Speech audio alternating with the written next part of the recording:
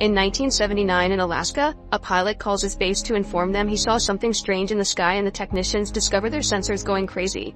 Meanwhile in the forest, two lumberjacks are done working and ready to go home. As they drive away, suddenly one of the trucks floats up for a few seconds only to then drop to the ground, crashing in the process. The other lumberjack tries to check on his friend, but at that moment he's shocked to see an alien spaceship appearing above him. He immediately runs into the forest to try to escape, but soon the aliens catch up to him and beam him up to kidnap him. On present day in California, computer engineer Isaac arrives at the offices of NASA where he works.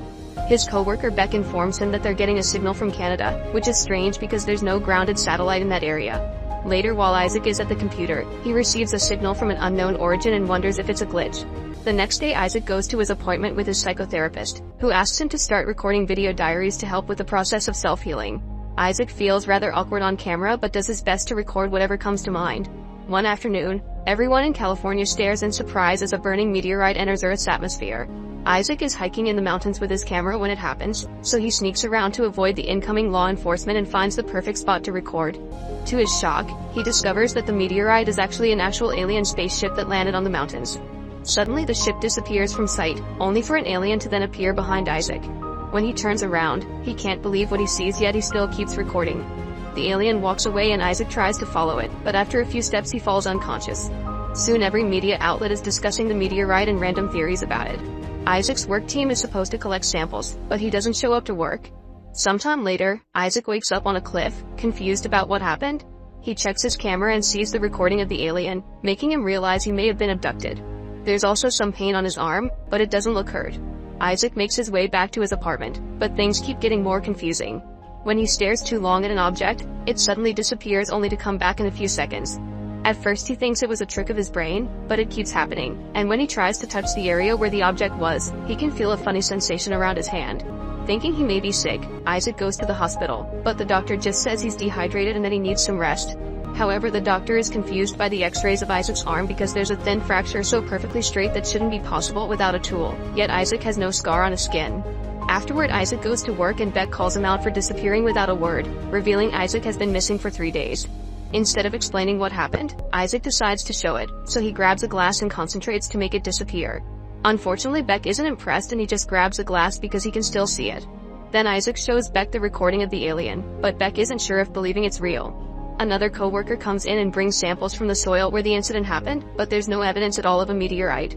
Later, Isaac decides to post the video online and send it to a few scientific magazines. The video immediately goes viral, and in the morning, Isaac wakes up to thousands of comments and calls from people who want to interview him, including a famous talk show.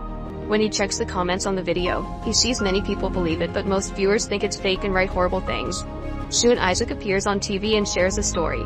At first the host asks for details, but soon she shows her true intentions and starts questioning his credibility, making him look like a joke in front of the camera. The interview also goes viral and Isaac is accused of being an attention seeker. There's even a troll who claims to have helped Isaac fake the video. The public reaction really bums him out, but Isaac refuses to give up and begins searching the internet for people who had the same experience as him. One day a person who was also abducted agrees to meet at a restaurant, and while Isaac waits, he starts seeing objects around him floating in the air. His weird experience is suddenly interrupted by Sarah, the person he met online. Isaac shows her the footage and pulls out a bunch of research, showing how aliens have been seen many times throughout history, even by famous scientists. In return, Sarah tells him about an alien abduction in 1979 in Alaska. The victim had been a guy named Carl, who disappeared after sharing his story. Meanwhile, in a secret cabin in the woods, Carl gets excited when he sees his equipment pick up a strange signal. Sometime later, Isaac sees on TV a guy that keeps criticizing his video, saying how fake it is. This inspires him to start making copies of his footage to send to a bunch of media outlets. Once he has all the envelopes ready, he tries to put them in a mailbox and struggles with the pile. A random man passing by offers his help and recognizes Isaac's face, so he reveals he's a writer and gives Isaac his card, saying to get in contact with him if he wants to get an interview published. Soon more scientists appear on TV saying the footage is fake, so Isaac gets in contact with the writer and gets an appointment at his office. To add legitimacy to the story, the writer asks Isaac to have a lie detector test, during which a bunch of questions are asked about Isaac himself and the incident. All of Isaac's answers are flawless, so the writer asks him to wait a moment and leaves the room. Seconds later, two mysterious agents show up and try to kidnap him. Isaac struggles against them and manages to run away, only to suddenly be shot with a tranquilizer and captured anyway. When Isaac finally wakes up, he finds himself in a mysterious facility and being carried by androids. As they move around, Isaac notices they have Sarah as well and yells for her, but they take them to different rooms. The androids tie Isaac to a chair, and behind a glass Agent Graves appears, saying that Isaac has some valuable information that could help mankind. Then he runs some tests by making Isaac stare at different objects, but no matter what object they choose, nothing happens. Graves also keeps asking about Carl, who supposedly is hiding in British Columbia. Isaac knows nothing about that guy, causing Graves to get more frustrated by the second. After some struggle, Isaac manages to loosen his hands from the bindings. Then he breaks the equipment and uses it to destroy the androids, which begin expelling a weird glowing liquid. Isaac runs out, quickly finding Sarah in the next room. He uses his power to open the door and immediately frees her so they can run away together, taking random hallways as they try to outspeed their pursuers. Isaac takes a gun from the androids he destroyed and shoots back as they run.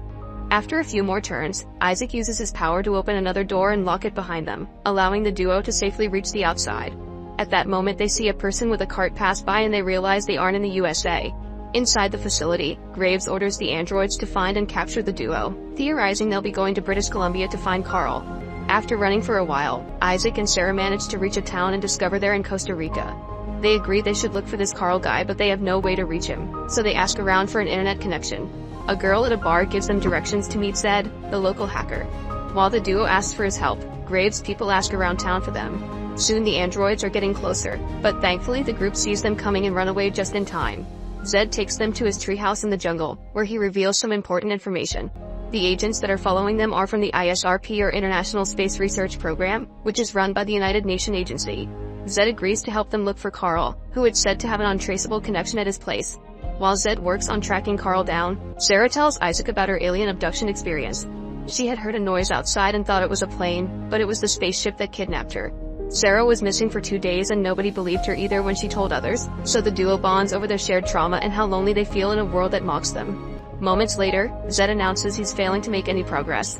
Isaac mentions British Columbia and suddenly remembers the Canadian signal he picked up at work, giving Zed the details. By hacking into Isaac's work computer, they finally find Carl's location, who is indeed in Canada. The group attempts to call the man, but Carl hangs up as soon as he hears their voices. However, they don't give up and try again, and this time they get Carl's attention by mentioning Isaac's abduction story and the agents.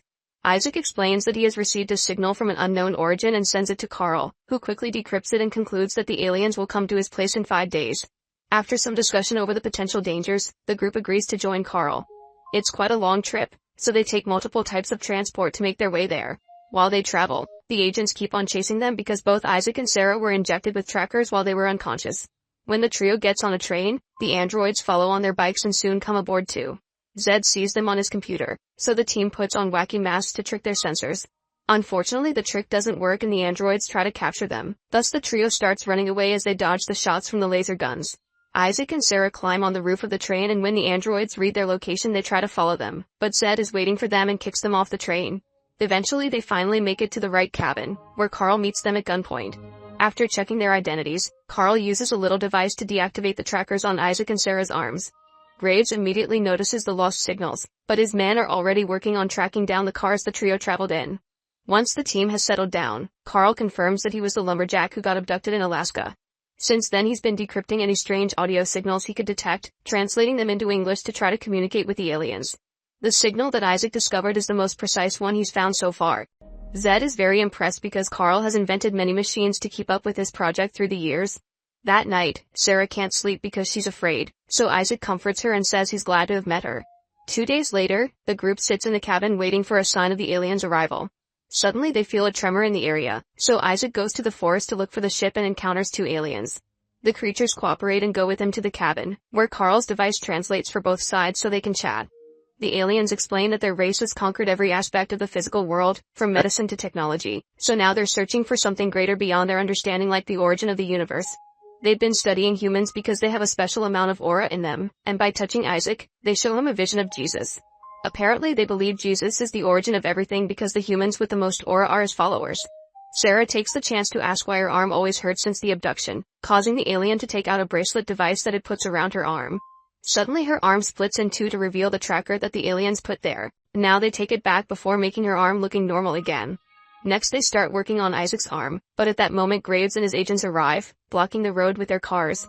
Graves asks Carl to come out as he demands an explanation about what happened to his father, who was the lumberjack that died in the smashed truck and whose body disappeared. When Graves threatens to open fire, Carl finally comes out and explains he doesn't know what happened to his coworker's body, which he already said in the past. Graves still doesn't believe him and makes his men shoot him down. Sarah immediately runs out to check on him, only to get shot as well. In the cabin, the aliens finish with Isaac's arm and give him some final advice: he should use his senses and focus. As the aliens disappear, Isaac concentrates and finally gets a grip of his power, allowing him to become invisible and pick up Sarah while the agents open fire on the cabin. Then Isaac picks up Carl and Zed as well, keeping them in the invisible realm where they meet with the aliens again. The creatures immediately heal Sarah and Carl while Zed enters the cabin only to find it empty. While all the agents are confused, the group follows the aliens on the road, walking among the men without being noticed. Soon the spaceship is seen leaving the planet. 6 months later, Sarah and Isaac are a couple living a quiet life in Costa Rica. Isaac still has his power and sometimes uses it at work to do things faster. Zed and Carl are working together for Zuma, a new underground tech intelligence agency, and Graves gets fired from his job for taking things too far. Make sure to subscribe and turn on notifications so you can watch more videos like this. Thanks for watching.